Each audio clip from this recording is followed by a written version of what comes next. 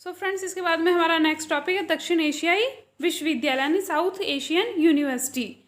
तो क्या है इसके बारे में जानते हैं। तो दक्षिण एशिया विश्वविद्यालय एक अंतर्राष्ट्रीय विश्वविद्यालय, कैसा विश्वविद्यालय है, इसका स्वरूप कैसा, ये अंतर्राष्ट्रीय विश्वविद्यालय, ठीक है, जो कि दक्षिण एशियाई क्षेत्रीय सहयोग संगठन के 8 सदस्य देशों के द्वारा स्थापित किया गया है, जो कि सार्क संगठन है। आपने नाम सुना होगा सार्क संगठन का, ठीक है।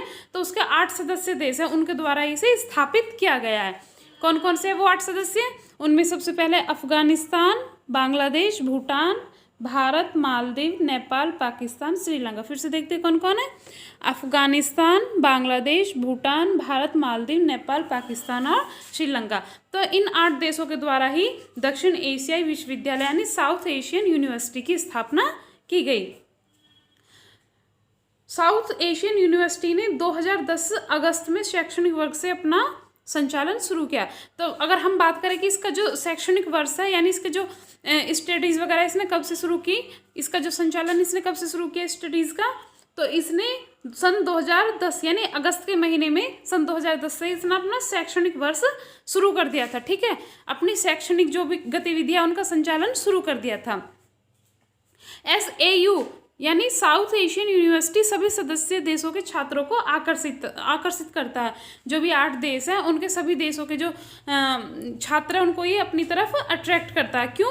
क्योंकि यहाँ पर जो इसकी डिग्री है उनको सभी 8 देशों के द्वारा मान्यता प्राप्त है। जो इस विश्वविद्यालय से जो भी स्टूडेंट पढ़ कर निकलेगा, जो भी वो डिग्री प्राप्त करेगा, जो भी डिप्लोमा प्राप्त करेगा, तो उनको इन 8 कंट्रीज़ में जो है मान्यता मिली होगी, ठीक है। तो ये जो 8 कंट्रीज़ हैं इनमें वो सभी में बराबर होगी, इक्वल होगी। तो इस समय पर वर्तमान में विश्वविद्यालय चाणक्यपुरी नई दिल्ली में अकबर भवन परिसर से कार्य कर रहा है। तो ये जो विश्वविद्यालय साउथ एशियन यूनिवर्सिटी जी इस टाइम पे चाणक्यपुरी नई दिल्ली में अकबर भवन है, वहाँ उस परिसर से ये कार्य कर रहा है, ठीक है। तो उस परिसर में इसका जो है हम कह सकते हैं इसका जो इसका हेड ऑफिस है, ठीक है। तो अगर हम बात करें इसके हेड ऑफिस की तो वो चाणक्यपुर है नई दिल्ली में, ठीक है। और कहाँ पर है? अकबर भवन परिसर में, ठीक है। अब हम बात करते हैं और जो इसका स्थायी परिसर होगा, इसका जो स्थायी परिसर होगा वो भारत के दक्षिण दिल्ली में मैदानगढ़ी में होगा, ठीक है। तो इसका जो स्थायी परिसर होगा वो कहाँ पे होगा? भारत के दक्षिणी दिल्ली में मैदानगढ़ी में होगा, ठीक है। तो अब एक ये सवाल है, इसे देखते हैं क्या है। दक्षिण एशिया विश्वविद्यालय किस शहर में स्थित है? अभी आपने देखा कहाँ पर है ये। Option A Colombo, option B Dhaka, option C New Delhi, option D Kathmandu. तो कहाँ पे स्थित है दक्षिण एशियाई विश्वविद्यालय? ये है नई दिल्ली में। तो इस तरह से option C is the correct answer. So friends, इसके बाद में हमारा नेक्स्ट टॉपिक है राष्ट्रीय अध्यापक शिक्षा परिषद यानी national council for teacher education. Short में हम इसे बोल देते हैं NCTE। तो आइए जानते हैं इसके बारे में क्या है राष्ट्रीय अध्यापक शिक्षा परिषद। तो यह है भारत सरकार की एक सांविधिक संस्था। कैसी संस्था है? एक राष्ट्रीय अध्यापक शिक्षा परिषद भारत सरकार की एक सांविधिक संस्था है। सांविधिक का मतलब होता है कि यह मूल संविधान में नहीं थी, ठीक है, या फिर यह संविधान में इसका वर्णन नहीं है, बल्कि एक एक्ट के द्वारा इसे बाद में स्थापित किया गया। कौन सा एक्ट था जिसे इस बाद में स्थापित किया, जिसके द्वारा इसे? वो था राष्ट्रीय अध्यापक शिक्षा अधिनियम 1993, ठीक है। तो इस एक्ट के द्वारा इसे बाद में स्थापित किया गया। इसकी धारा 3 के तहत इसे बाद में स्थापित किया गया। अगर हम बात करें NCTE के मुख्यालय का, तो इसका जो मुख्यालय है वो नई दिल्ली में स्थित है। कहाँ पर इसका मुख्यालय? वो नई दिल्ली में स्थित है। तो जैसा कि आप लोगों को पता ही चल गया है कि NCTE एक संक्षिप्त नाम है, इसे राष्ट्रीय अध्यापक शिक्षा परिषद के नाम से भी जाना जाता है।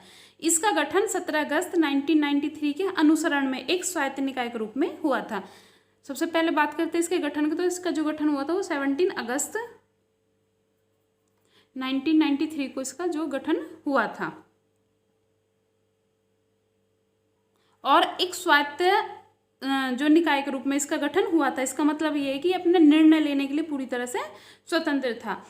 इसके पहले क्या हुआ था? 1973 से पूर्व राष्ट्रीय अध्यापक शिक्षा परिषद की भूमिका अध्यापक शिक्षा से संबंधित सभी विषयों पर केंद्रीय और राज्य सरकारों के लिए एक सलाहकार निकाय के रूप में थी, ठीक है।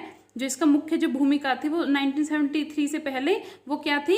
ये थी कि जो अध्यापक शिक्षा उससे संबंधित सभी विषयों पर ये केंद्र और राज्य सरकारों को सलाह दे सकती थी, ठीक है। यानी कि एक एडवाइजरी बॉडी के रूप में कार्य करती थी 1973 से पूर्व। इसका जो मुख्य उद्देश्य था, इसको स्थापित करने का जो मुख्य उद्देश्य था वो था अध्यापक शिक्षा प्रणाली के मानकों का निर्धारण करना। यानी अध्यापक शिक्षा के लिए कौन कौन से मानक निर्धारित होंगे उनका निर्धारण करना ही राष्ट्रीय अध्यापक शिक्षा परिषद का मुख्य उद्देश्य है। एनसीटीई भारत में शिक्षा के मानक तय करने का अधिकार रखती है। ठीक है, तो एनसीटी के अंतर्गत कौन कौन से अधिकार आते हैं? सबसे पहले ये कि ये भारत में शिक्षा के मानक क्या क्या होंगे इनको तय करने का अधिकार रखती है। इसके लिए है शिक्षक भर्ती के लिए मापदंड का निर्धारण करती है, जिसके द्वारा योग्य शिक्षकों की भर्ती की जा सके। इसके द्वारा कुछ निर्धारण हो जाते हैं, मापदंडों के कुछ नियम बना दिए जाते हैं, जिससे कि जो योग्य शिक्षक हैं उनकी भर्ती हो जाती है। सबसे इम्पोर्टेंट चीज़ ये है कि इसमें कि कोई भी राज्य एनसीटीई के नियमों के विरुद्ध अपनी इच्छा के अनुसार शिक्षा का निर्धारण नहीं कर सकता। सबसे इम्पोर्टेंट चीज़ यही है इसकी, चाहे वो कितना भी बड़ा स्टेट क्यों ना हो, इसके अलावा कोई केंद्र शासित प्रदेश हो, ठीक है, तो वो क्या नहीं कर सकता कि वो ये नहीं कर सकता कि राष्ट्रीय अध्यापक शिक्षा परिषद के खिलाफ जो भी उसने नियम बनाए उसके खिलाफ कोई वो अपनी मर्जी से शिक्षा का निर्धारण नहीं कर सकता। तो इस स्कूल के शिक्षक शिक्षा और उसके सचिवालय के संबंध में केंद्र के साथ साथ राज्य सरकारों के लिए भी परिषद का कार्य शिक्षक शिक्षा विभाग और राष्ट्रीय शैक्षिक अनुसंधान और प्रशिक्षण परिषद के विभाग में स्थित है। अब हम एनसीटीई के प्रमुख कार्य देख लेते कौन कौन से कार्य करता है। ठीक है, तो सबसे पहला जो कार्य है वो है इसका शिक्षक शिक्षा के सभी पहलुओं के संबंधित सर्वेक्षण और अध्ययन करना, इसके अलावा संबंधित परिणाम प्रकाशित करना। सबसे पहला क्या चीज़ है इसकी, जो इसका कार्य है वो है कि जो शिक्षक शिक्षा से संबंधित जो भी पहलू है उनका सर्वेक्षण करना, क्या वो सही है या नहीं है, और उनका अध्ययन करना। इसके बाद में जो भी परिणाम आएंगे, जो भी रिजल्ट आएंगे, उनको प्रकाशित करना। नेक्स्ट है शिक्षक शिक्षा के क्षेत्र के बारे में उपयुक्त योजनाओं और प्रोग्राम की तैयारी के लिए वह राज्य और केंद्र सरकारों, विश्वविद्यालय अनुदान आयोग यानी यूजीसी और अन्य मान्यता प्राप्त संस्थानों दोनों के लिए सिफारिशें करता है। ये क्या करता है कि जो शिक्षक शिक्षा से संबंधित जो भी मापदंड है, जो भी महत्वपूर्ण चीज़ है, वो केंद्र सरकार से, राज्य सरकार से या अन्य यूनिवर्सिटी से, इन सब के बारे में जो सिफारिश करता है। ठीक है, वो बताता है कि ये चीज़ें हमारे लिए आज के टाइम में बहुत ज़्यादा ज़रूरी है, तो आप इनको लागू कर सकते हैं। बाकी जो है दूसरी बॉडीज़ पे डिपेंड करता है कि वो इन नियमों को माने या ना माने। इसके अलावा यह पूरे देश में शिक्षक शिक्षा प्रणाली का समन्वय और निगरानी करता है। ठीक है, क्या करता है, पूरे देश में शिक्षक शिक्षा प्रणाली किस प्रकार की होगी, ठीक है, तो उसका समन्वय करता है और उसकी निगरानी करता है, यानी उसकी देखभाल करता है कि कहीं कोई राज्य अपने हिसाब से तो कोई कार्य नहीं कर रहा है, फिर किसी विशेष वर्ग को इससे जो कोई लाभ तो नहीं मिल रहा है, फिर किसी को हानि तो नहीं हो रही, तो इन सब चीज़ों की निगरानी करता है। इसके अलावा यह स्कूलों और मान्यता प्राप्त संस्थानों में एक शिक्षक होने के लिए न्यूनतम योग्यता के दिशा निर्देशों की आवश्यकता को पूरा करता है। ठीक है, तो इसके द्वारा कुछ एक शिक्षक होने के लिए कुछ न्यूनतम योग्यता निर्धारित की जाती है। ठीक है, तो किसी भी व्यक्ति को शिक्षक होने के लिए उस न्यूनतम योग्यता को प्राप्त करना आवश्यक है, तो ये भी ये कार्य करता है। इसके अलावा यह मान्यता प्राप्त संस्थानों द्वारा अनुपालन के लिए भौतिक और अवसंरचना सुविधाओं जैसे कि स्टाफिंग पैटर्न आदि के प्रावधान के लिए दिशा निर्देश देता है। ठीक है, तो क्या क्या मान्यता प्राप्त संस्थानों के द्वारा अनुपालन के लिए क्या क्या चीज़ें होंगी, क्या क्या भौतिक जो अवसंरचनाएं होंगी, कौन कौन सी सुविधाएं होंगी, इन सब के बारे में जो है इन प्रावधानों के लिए दिशा निर्देश देता है, गाइडलाइंस जारी करता है। इसके अलावा परीक्षा के संबंध में जो भी मानक होते हैं उनको तय किया जाता है इसके माध्यम से, और ऐसे प्रवेश के लिए प्रमुख मापदंड और साथ ही पाठ्यक्रम में प्रशिक्षण के लिए योजनाएं भी ये बनाने का काम करता है। ठीक है, तो उन योजनाओं को बनाकर संबंधित यूनिवर्सिटी को या फिर केंद्र सरकार को या राज्य सरकार को सिफारिश करता है कि आप हमारी योजनाओं को लागू कीजिए, या फिर आज के टाइम में शिक्षा में सुधार करने के लिए ये योजनाएं आवश्यक है, तो आप इन्हें लागू कर सकते हैं। इसके अलावा यह स्कूलों और मान्यता प्राप्त संस्थानों में अनुसंधान और नवाचार को बढ़ावा देता है। तो ये काफ़ी जो इम्पोर्टेंट चीज़ हो गई है कि यह स्कूलों में और जो मान्यता प्राप्त संस्थानों में अनुसंधान और नवाचार को बढ़ावा देता है। ठीक है, और संचालित करता है और फिर इसके परिणाम को प्रसारित करता है। पहले तो क्या करता है, अनुसंधान और जो नवाचार है, इनोवेशन, उसको बढ़ावा देता है, उसके बाद में उनको संचालित करता है और जो भी परिणाम आते हैं उनको प्रसारित करता है, उनको फैलाते हैं। अब आगे इसमें यह सुधार के लिए अपने स्वयं के निर्धारित दिशा निर्देशों, मापदंडों और मानकों की जांच करता है। तो क्या क्या इसके द्वारा दिशा निर्देश दिए गए हैं किसी भी इंस्टीट्यूट को, जो उसमें सुधार करने के लिए इसके लिए कौन कौन से मापदंड तय किए गए और कौन कौन से मानक हैं, इन सब की ये जांच भी करता है, क्या वो सही से लागू हो रहे हैं या नहीं हो रहे हैं। ठीक है, तो दिशा निर्देशों, मापदंडों और मानकों की जांच करना भी इसका प्रमुख कार्य है। इसके अलावा यह मान्यता प्राप्त संस्थानों की पहचान करता है कि कौन कौन से संस्थान है जो कि मान्यता प्राप्त है और कहीं कोई ऐसा संस्थान तो नहीं है कि जो फर्जी तरीके से कार्य कर रहा है, तो उनकी जांच करके उनको जो है सरकार को सिफारिश करता है। और शिक्षक शिक्षा प्रणाली के विकास के लिए नए संस्थानों की स्थापना करता है कि शिक्षा प्रणाली के लिए विकास के लिए कौन कौन से नए संस्थानों की आवश्यकता है, कितने नए संस्थानों की आवश्यकता है, तो इन सब की स्थापना करता है। तो काफ़ी ज़्यादा महत्वपूर्ण कार्य यह है। इसके अलावा है शिक्षक के व्यवसायीकरण की रोकथाम के लिए आवश्यक कदम उठाता है। आजकल क्या हो रहा है कि जो शिक्षा है, जैसे कि बीएड का कोर्स हो गया, इसके अलावा और भी बहुत सारे कोर्स हैं, तो उनका क्या हो रहा है, व्यवसायीकरण हो रहा है। ठीक है, तो इसके माध्यम से उन व्यवसायीकरण को जो रोकने का भी कार्य आवश्यक कदम भी है उठाता है। ठीक है, इसके अलावा यह अन्य कार्य भी करता है जो कि केंद्र सरकार के द्वारा इसे सौंपे जाते हैं। जो भी केंद्र सरकार या राज्य सरकार इसे सौंप देती है, तो ये उन महत्वपूर्ण कार्य को भी संचालित करता है। तो ये हो गया हमारा NCTE राष्ट्रीय। सो फ्रेंड्स, इसके बाद में हमारा नेक्स्ट टॉपिक है राष्ट्रीय उच्च शिक्षा अभियान यानी रूसा। तो राष्ट्रीय उच्च शिक्षा अभियान यानी रूसा राष्ट्रीय उच्चतर शिक्षा अभियान के लिए हिंदी में एक शॉर्ट वर्ड है। ठीक है, रूसा क्या है, हिंदी का ही राष्ट्रीय उच्च। इसके बाद में हमारा नेक्स्ट टॉपिक है राष्ट्रीय उच्च शिक्षा अभियान, शॉर्ट में हम इसे बोल देते हैं रूसा। तो यह हिंदी का ही एक अभियान है। ठीक है, इसके बाद में हमारा नेक्स्ट टॉपिक है राष्ट्रीय उच्च शिक्षा अभियान यानी रूसा। तो क्या है रूसा, आइए जानते हैं। तो राष्ट्रीय उच्च शिक्षा अभियान यानी रूसा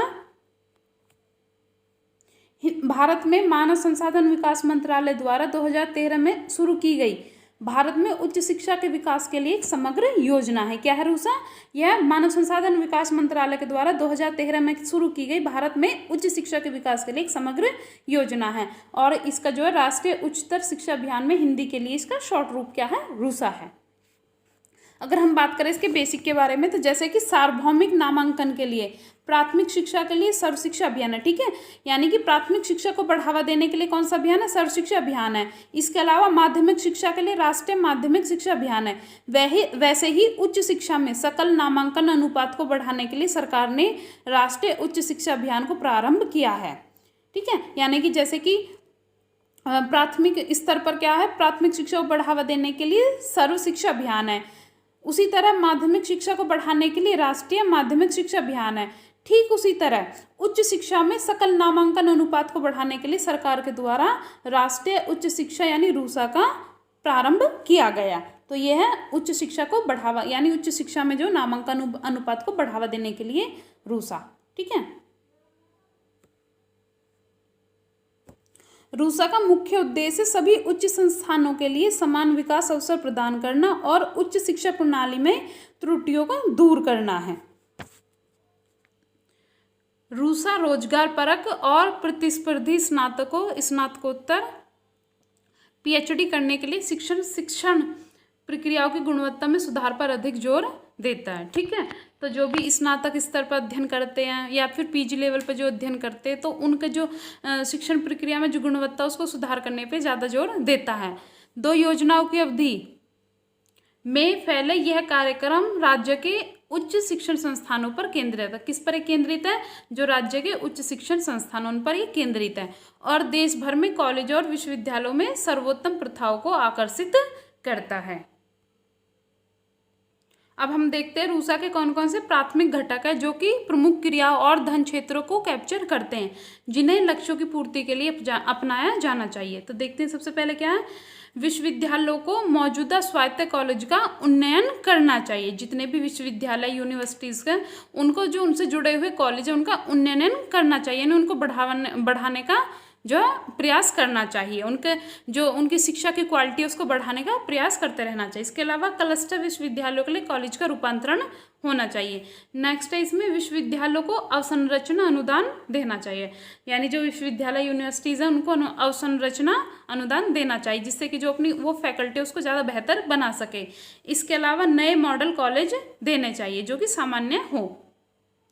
इसके अलावा कॉलेजों को मॉडल बनाने के लिए मौजूदा डिग्री कॉलेजों का उन्नयन करना चाहिए, यानी जो कॉलेज है उनको और ज़्यादा बेहतर करने के लिए ज़्यादा से ज़्यादा डिग्री कॉलेजों को बढ़ाने का प्रयास करना चाहिए। इसके अलावा जो व्यवसाय के लिए नए नए कॉलेजों का जो खोलना चाहिए, ठीक है, उनका नया नया प्रारंभ करना चाहिए जो भी व्यवसाय से संबंधित कॉलेज है। इसके अलावा कॉलेजों को अधोसंरचना अनुदान देना चाहिए, जिससे कि जो उनका इंफ्रास्ट्रक्चर है वो उसको बेहतर बना सके।